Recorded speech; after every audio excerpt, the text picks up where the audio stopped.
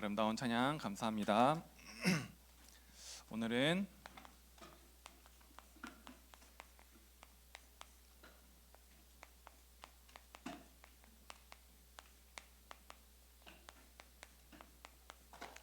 하나님의 여정과 확신이라는 말씀을 두고 같이 보려고 합니다. 요한복음 1장 12절 말씀입니다. 우리가 보통 확신이 있다라고 보통 말을 하잖아요. 그럴 때 보통 어떤 것을 근거로 확신이 있다라고 합니까? 보통은 내가 좀 체험하고 내가 좀 되고 좀 경험하고 본 것들 중심으로 확신을 이제 근거로 삼습니다. 자, 그렇게 되면은 내가 되는 것만 가지고 말을 하게 되겠죠. 내가 확신 있게. 그러면 내가 안 되는 부분에 대해서는 말을 할 수 없게 되는 겁니다.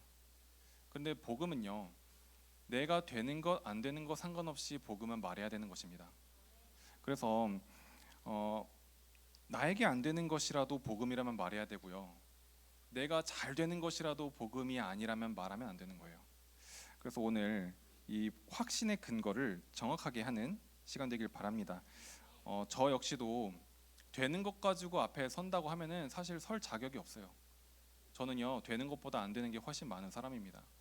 그래서 저는 날마다 여기 앞에 서기 전에 늘 기도해요. 제가 내가 되는 거 가지고 서는 게 아니라 하나님 말씀을 내가 전달하러 오는 것이다. 내가 하나님 앞에서 하나님 말씀만 전하게 하옵소서. 저 날마다 그 기도하고 말씀 앞에 섭니다. 오늘 제가 이 부분을 왜 말씀하셨습니까? 여러분들에게 가지고 있는 확신들이 분명히 다 있을 건데요, 이거는 우리가 얻어낸 확신이 아니라요, 하나님께서 주신 확신이다 라는 것입니다. 오늘 이 확신에 대해서 새로 붙잡는 시간 되기를 바랍니다. 서론의 선어, 사단의 공격이 있다라는 것입니다. 어떤 공격이냐?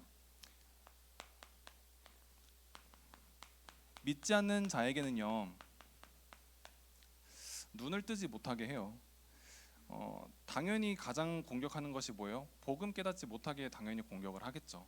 속이기도 하겠고요. 영적 세계에 대해서 자꾸 못 알아듣고 못 알아채게 계속 만듭니다. 마태복음 13장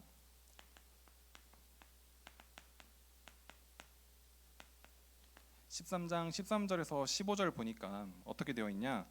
그들은 보아도 보지 못하고 들어도 듣지 못하고 깨닫지 못하게 한다라고 되어 있어요. 15절에 보니까요, 마음이 완악해져서, 마음이 얼마나 딱딱한지 그들이 이 마음이 돌이켜져서 이제 고침받을까봐 두려워한다.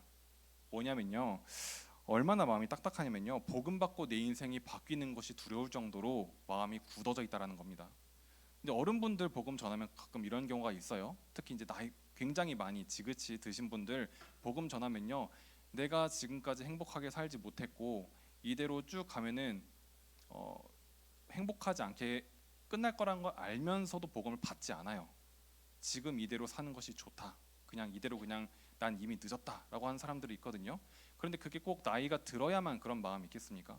저는요, 우리 청소년들 만나도요, 내가 지금 이대로 쭉 살아가면은 행복하지 않을 것이 분명히 느껴지는데도 불구하고 복음 받지 않는 사람 많거든요. 복음 받아서 내가 바뀌는 게 두렵거든요. 그런 친구들이 굉장히 많습니다, 현장에서. 그래서 오늘 사단은요, 영적인 무감각,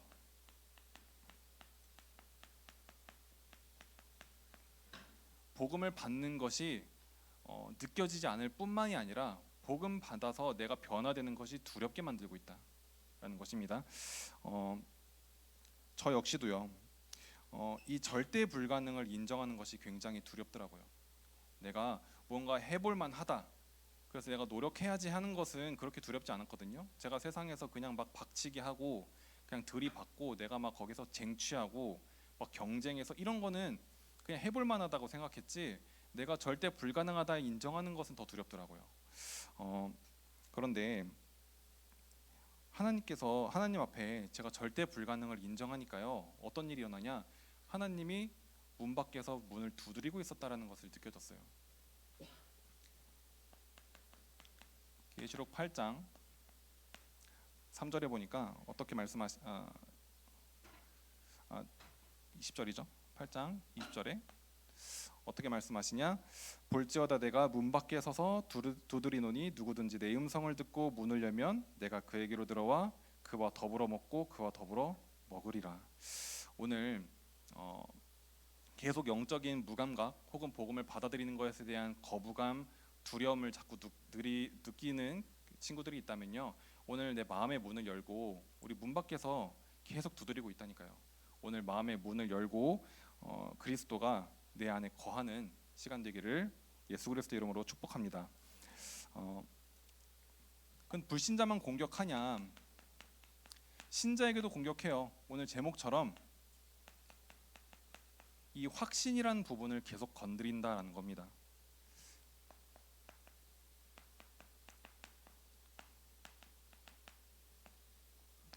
어떤 부분에 확신 없도록 공격한다. 확신 없으면 어떻게 됩니까? 내가 지나온 모든 과거가요 다 상처로 삼아버리게 만듭니다. 상처뿐만 아니라 후회되게 만들고요, 내 모든 과거가 탓하게 만들고 과거에 매이도록 만들고요, 또 과거에 잡히고 어쩌면 죄책감 속에 살게 만듭니다.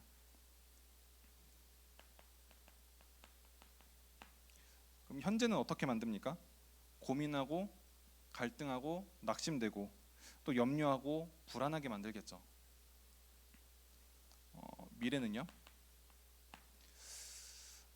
미래는 계속 낙심되고 포기하게 만들어요. 어떻게 포기하냐? 그냥 뭐 미래에 대한 내 진로 정도의 포기가 아니라요, 내 인생을 포기한다니까요. 제가 예전에 말하지 않았습니까? 제가 초등학생 어떤 교회에서 어떤 친구를 만났습니다. 이 친구가 뭔가 안 풀렸나 봐요. 학교 생활이 뭔가 좀 안 풀렸나 봐. 초등학교 5학년쯤이었어요. 갑자기 인생이 망했다고 막 그러더라고요. 초등학교 5학년부터 벌써 막 내 인생 망했다, 뭐 이런 식으로 포기가 정말 빠르더라고요. 그래서 이 신자에게는요, 미래에 대해서 그냥 계속 포기하게 만듭니다. 내가 뭔가 될 것이 없는 것처럼 계속 만들고 속인다는 것이죠. 어쩌면요, 지금 겪고 있는 문제가 끝나지 않을 것처럼 속입니다.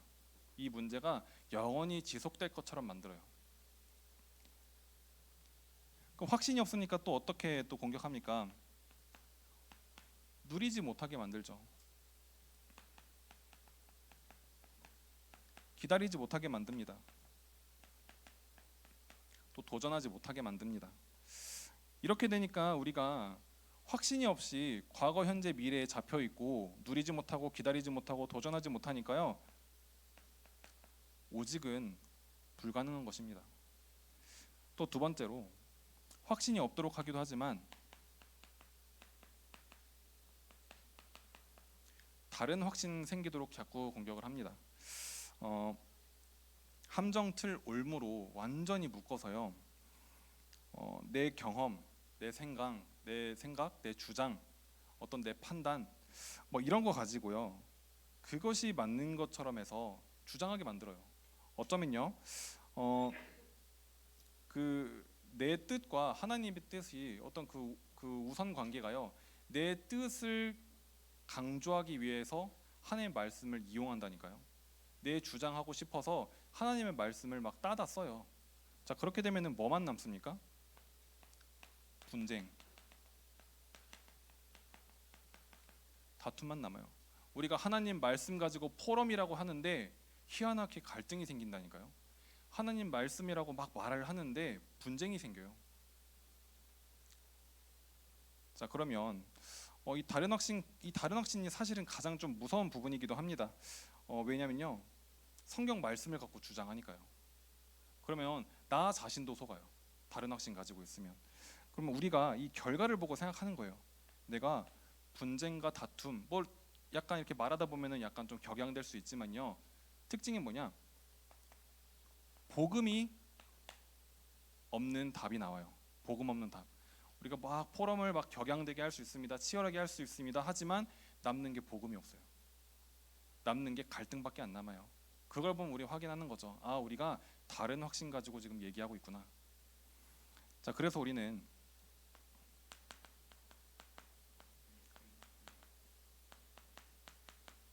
참된 확신을 가져야 한다라는 것입니다. 디모데후서 3장 14절에 너는 배우고 확신한 일에 거하라 라고 말씀하십니다. 여기에 교회에 이제 좀 새로운 친구들도 분명히 있을 거예요. 배우는 시간. 무엇을 배우냐? 우리가 그냥 뭐 성경 외우고 이런 걸 배우는 게 아니라요. 하나님의 말씀은 어떻게 되어 있는가? 이 성경의 말씀의 주제는 뭡니까? 오직 복음이라는 겁니다.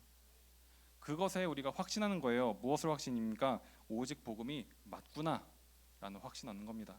그리고 그 안에 거하는 겁니다. 오직 복음으로 내가 사는 것이구나. 내가 이 부분에 대해서 우리가 말씀을 가지고 오직 복음을 배우고요. 오직 복음이 맞구나라는 확신 가지고요. 오직 복음에 거하는 시간 되길 바랍니다. 저는 교회 배경에서 태어났습니다. 저희 아버지가 목회자셨고요. 저는 교회 배경에서 쭉 커오면서 굉장히 많은 말씀들을 배웠어요. 외우기도 했고요. 암송도 했고요. 하지만 그게 정작 문제가 왔을 때는요. 아는 말씀이 저에게 힘이 되지 않더라고요. 외웠던 말씀, 배운 말씀이 저에게 답이 되지 않더라고요. 확신 없는 그런 말씀은요. 완전히 사단의 놀이터입니다. 거하지 않은 그 말씀은요. 완전 놀이터가 되는 거예요.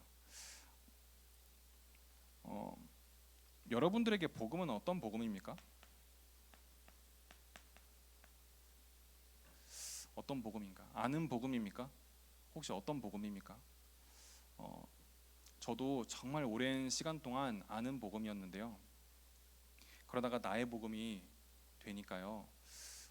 완전히 다르게 보이는 부분이 있더라고요. 어떻게 보이냐?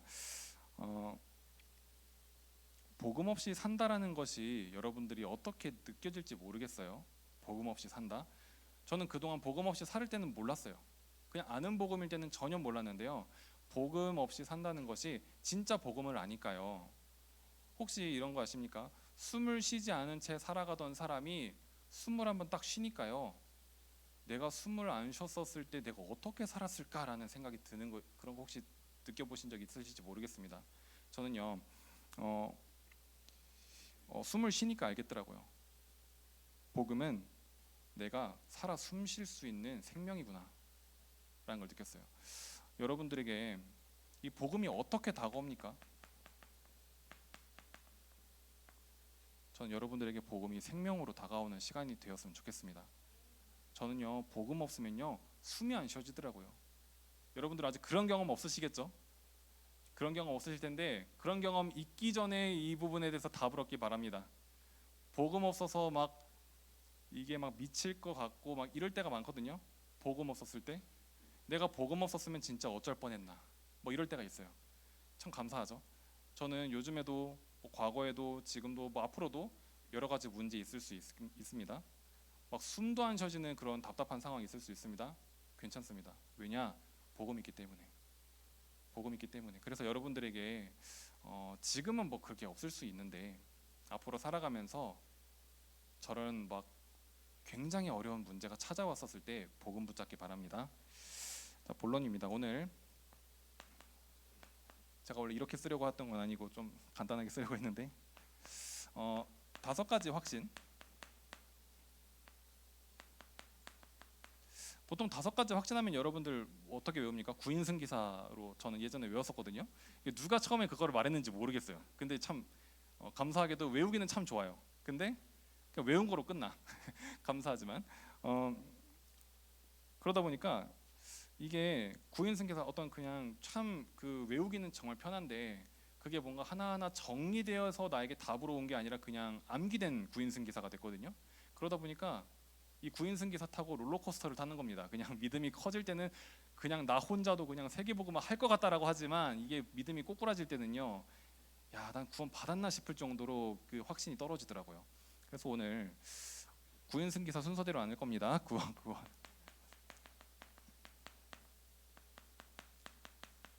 가장 처음은 구원의 확신이겠죠.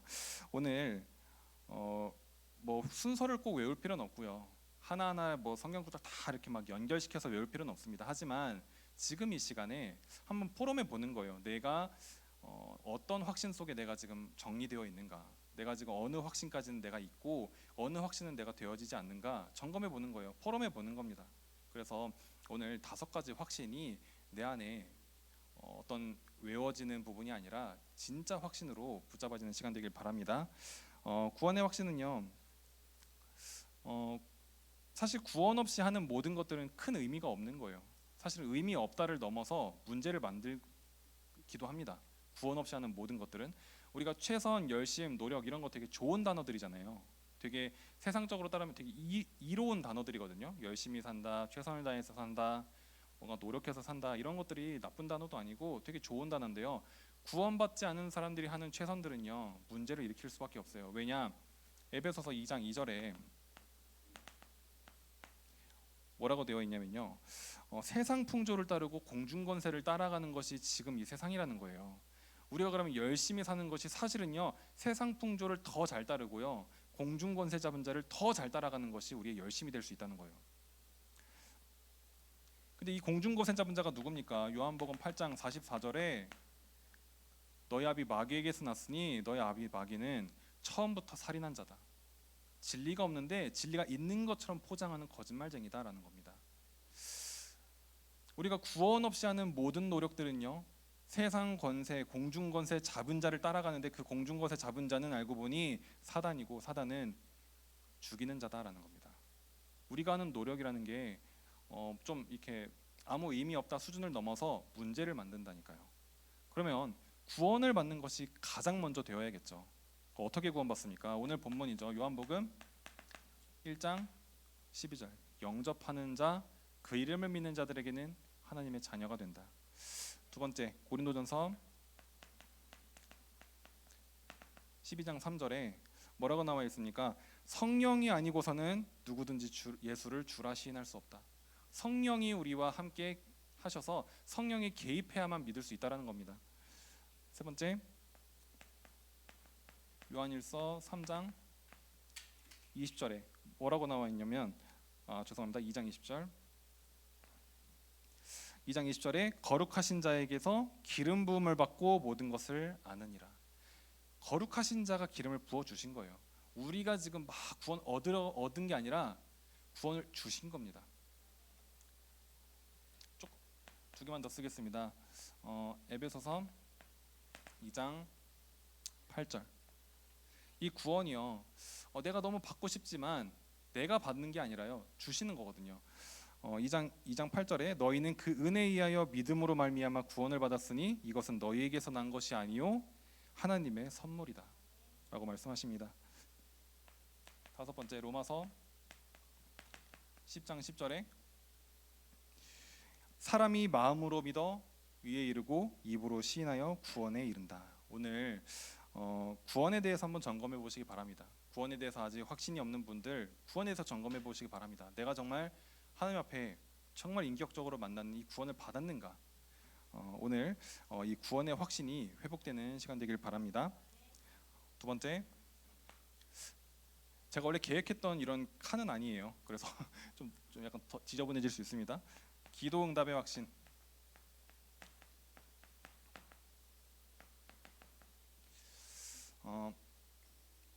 가장 중요한 키포인트는 뭐냐면요. 이름의 기도다. 요한복음 14장 14절에 나옵니다.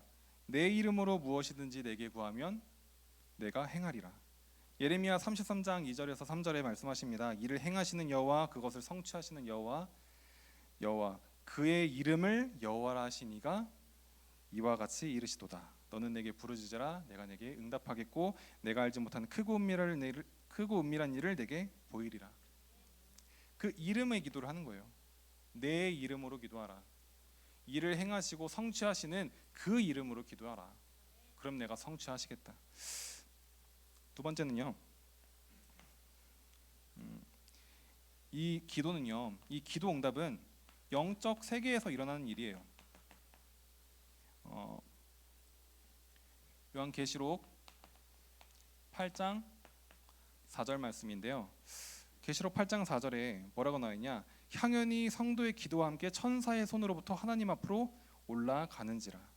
영적인 세계에서 일어나는 일이다. 기도는 우리가 기도가 응답되는지 우리가 볼 수가 없어요. 하지만 성경이 말씀하십니다. 기도를 하나님께서 받아 가신다라는 거예요. 우리의 모든 기도를 하나님께서 들으신다라는 것입니다. 그래서 오늘 이 확신 갖길 바랍니다. 세 번째,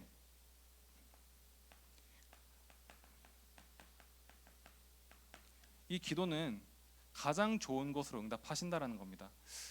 기도하면 저 응답이 없는데요라고 하는 경우가 있어요. 기도는 상황이 되게 여러 가지로 올 수 있습니다. 바로 올 때도 있고요, 좀 천천히 올 때도 있고요, 무응답으로 올 때도 있습니다. 혹은 완전히 반대의 경우로 올 때도 있어요. 뭐 문제처럼 보이는 것처럼 올 때가 있어요. 하지만 전부 다 응답입니다.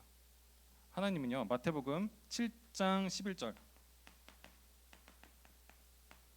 뭐라고 나와 있냐? 마태복음 7장 11절에 너희가 악한 자라도 좋은 것으로 자식에게 준다. 아무리 나쁜 부모라도 자식에게는 좋은 것을 주는데 하물며 하늘에 계신 너희 아버지께서 구하는 자에게 좋은 것을 주시지 않겠느냐. 하나님께서는요, 여러분들에게 천천히, 즉시, 아니면 안 주기도 하고요, 아니 완전히 다른 형태로 주기도 하고요. 근데 모든 것이 가장 좋은 것으로 주시는 것입니다. 그래서 오늘 내가 지금 기도하는 그 응답이 보이지 않을 수 있어요. 영적 세계에서 일어나는 일입니다. 안 보일 수 있어요. 하지만 사실입니다. 또 그 이름의 능력을 가지고 기도하시기 바랍니다. 그리고 가장 좋은 것으로 나에게 응답하신다. 이 기도의 확신을 갖는 시간 되기를 바랍니다. 세 번째,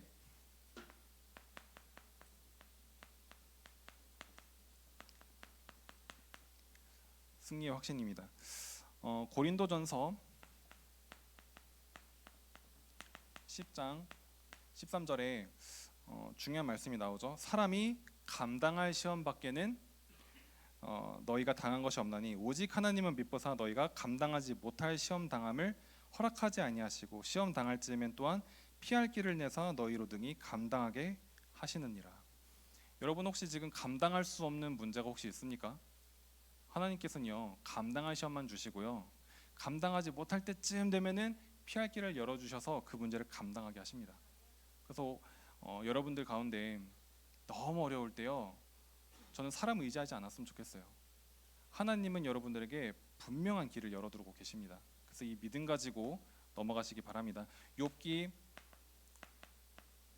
23장 10절에 뭐라고 나와 있냐? 그러나 내가 가는 길을 그가 아시나니 그는 나를 단련한 후에 내가 순금같이 되어 나오리라 라고 나와 있습니다. 지금 내가 하고 있는 모든 그 과정을 하나님께서 아신다는 거예요. 이 모든 과정을 아신다. 근데 그 과정을 아시고 나를 순금같이 단련하는 과정이다라는 겁니다. 지금 우리가 겪고 있는 모든 문제 있습니까? 그거 전부 세계복음화를 위한 과정인 줄 믿습니다. 인물 두 명만 보겠습니다. 요셉 같은 경우는요, 혹시 그런 노예 생활, 어떤 죄수 생활 혹시 몇 년 하셨는지 혹시 아십니까? 혹시 아세요? 노예 죄수 생활했던 약 대략으로 합시다. 17세에 팔렸는데 30세에 총리가 돼서 산수입니다. 30 빼기 17이죠? 그냥 쓸게요. 약 13년 정도의 굉장히 괴로운, 우리가 이제 겉으로 볼 땐 괴로운 시간을 좀 보냈어요. 그랬더니 이 과정을 통해서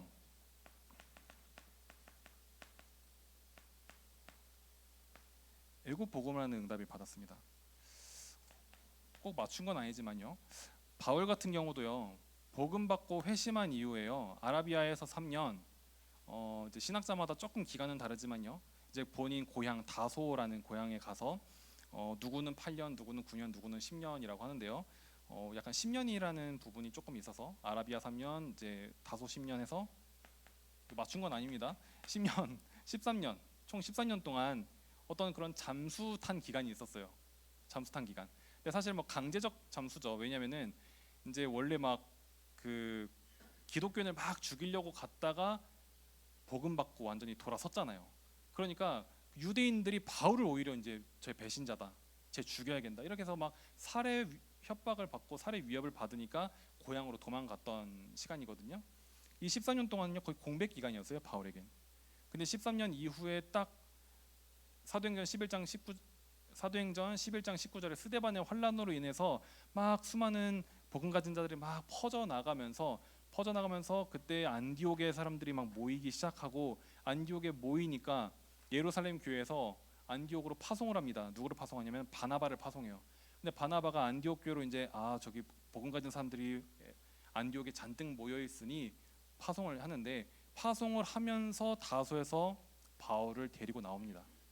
그러면서 바울의 전도 역사가 이제 시작이 되는 거예요. 이때부터 글씨가 작아서 보일지 모르겠지만 로마 복음화까지 가게 되는 겁니다. 그럼 요 기간은요, 우리가 겉으로 보기에는 굉장한 고난의 시간, 누구는 굉장한 어떤 잠적한 시간일 수도 있어요. 눈에 보이지 않은. 여러분들, 나라는 거예요. 나는 어떤 과정을 거쳐서 꼭 13년을 맞출 필요는 없지만요, 전부 다 준비되는 과정이에요. 세계복음화를 위해. 아까 전에 찬양 인도 할 때 그랬죠. 오늘이 응답입니다. 오늘이 과정입니다. 오늘 지금 겪고 있는 모든 부분들이요, 세계복음화를 위해 가는 그 길이고 어떤 승리로 가는 여정입니다. 그래서 문제에 속지 마시고요. 과정이구나. 나를 이 세계복음화를 위해서 준비하는 과정이구나. 내가 승리의 자리로 가기 위해서 하나님께서 나를 세워가는, 나를 정금같이 단련하면서 감당할 시험만 주시고 나를 정금같이 단련하는 그 과정이구나 라는 그 확신 갖길 바랍니다. 네 번째, 사죄의 확신. 우리가 여러 가지 죄가 있지만 진짜 해결해야 될 죄가 무엇입니까? 진짜 해결해야 될 죄, 그게 원죄죠. 원죄라고 하지 말고 근본 문제라고 합시다.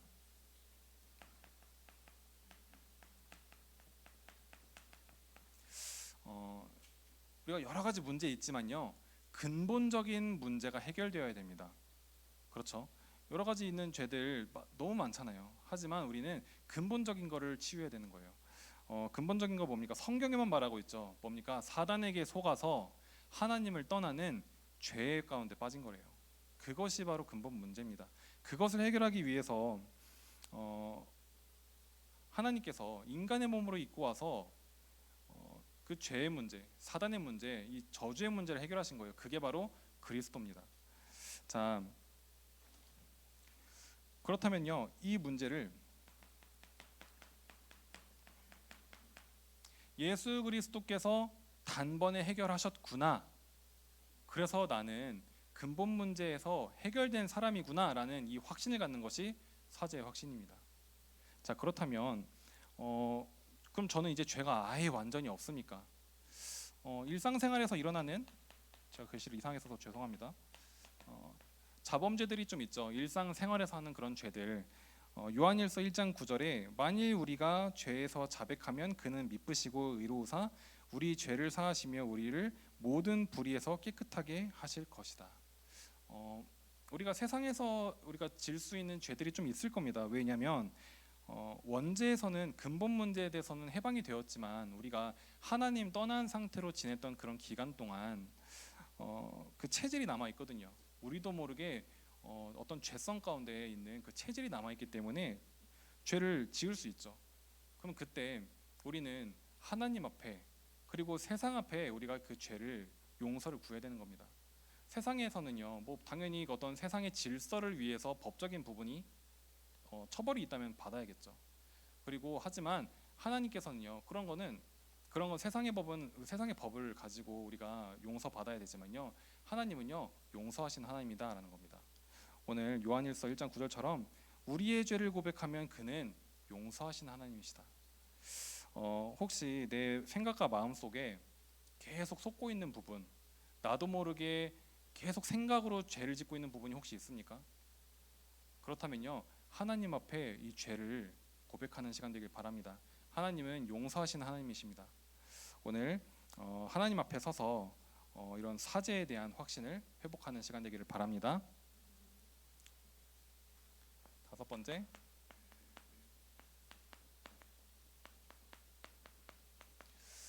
인도의 확신입니다. 처음부터 말씀하셨고요. 마지막에도 말씀하시고요. 그리고 영원까지 말씀하신 부분이 있어요.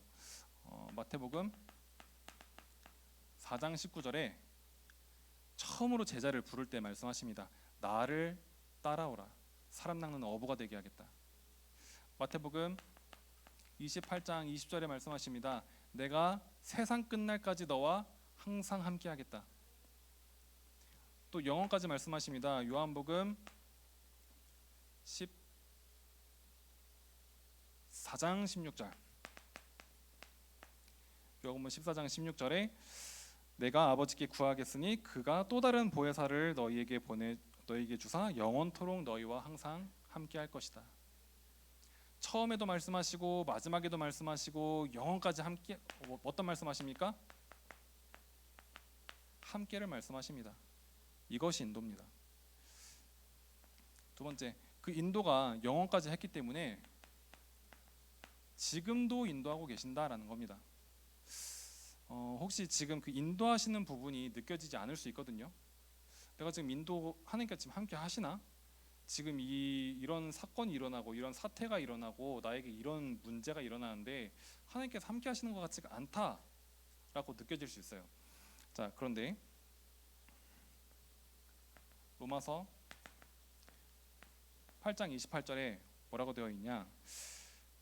우리가 알거니와 하나님을 사랑하는 자 곧 그의 뜻대로 부르심을 입은 자들에게는 모든 것이 합력하여 선을 이루느니라 나와 있습니다. 우리가 하나님께서 인도하고 있지 않은 것과 같은 그런 모든 사건들이요, 하나님의 큰 그림 속에서는요 합력해서 선을 이루는 과정이에요. 그래서 오늘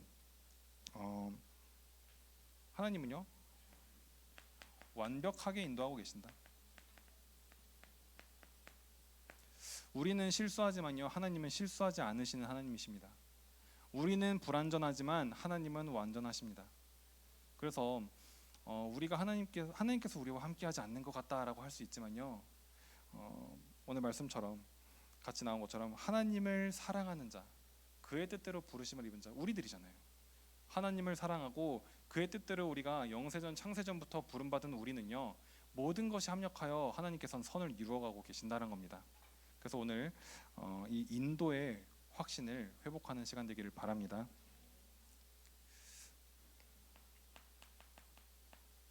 결론입니다.